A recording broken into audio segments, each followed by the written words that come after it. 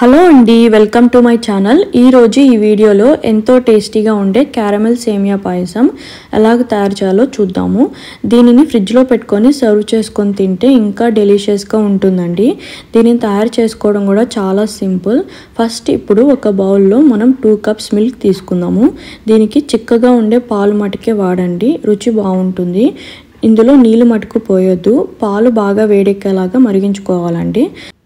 తర్వాత పక్కనే ఇంకో కడాయి పెట్టుకొని అందులో ఈ సైజులో ఉండే 2 గ్లాస్ షుగర్ తీసుకుంటున్నానండి.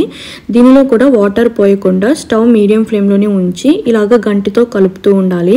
ఇప్పుడు ఇక్కడ ఈ షుగర్ ఈ కలర్లో చేంజ్ అవుతున్నప్పుడు 1 టీ స్పూన్ నెయ్యి వేసుకుంటున్నాను.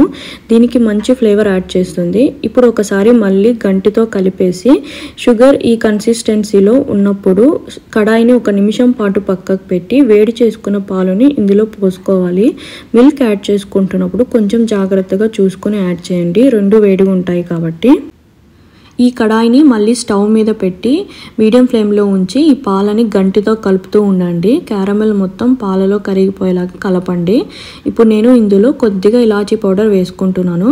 పౌడర్ లేదా ఇలాచీని తుంచైనా వేసుకోండి, స్మెల్ బాగుంటుంది. తర్వాత ఇలాగ తరిగి పెట్టుకున్న బాదం, జీడిపప్పు కూడా ఇందులో వేసి ఉడికించండి. కావాలంటే డ్రై ఫ్రూట్స్ని వేయించి అయినా వేసుకోండి, బాగుంటుంది. తర్వాత నేను ఇక్కడ వేయించి ఉన్న సన్నటి సేమియా వేసుకుంటున్నాను. కొద్దిగా లావుగా ఉండే సేమియా వేసుకుంటే మటుకు 1/2 కప్ పాలు ఎక్కువగా వేసుకోండి. ఇప్పుడు మళ్ళీ 1 టీ స్పూన్ గీ యాడ్ చేసి 3 నిమిషాలు మీడియం ఫ్లేమ్లో పెట్టి ఉడికించాలి. లావుగా ఉండే సేమియా వేసుకుంటే మటుకు ఎక్స్ట్రా 3 నిమిషాలు ఎక్కువసేపు ఉడికించండి. ఇప్పుడు ఈ పాలు ఈ కన్సిస్టెన్సీలో వచ్చినప్పుడు స్టవ్ ఆఫ్ చేసేయండి.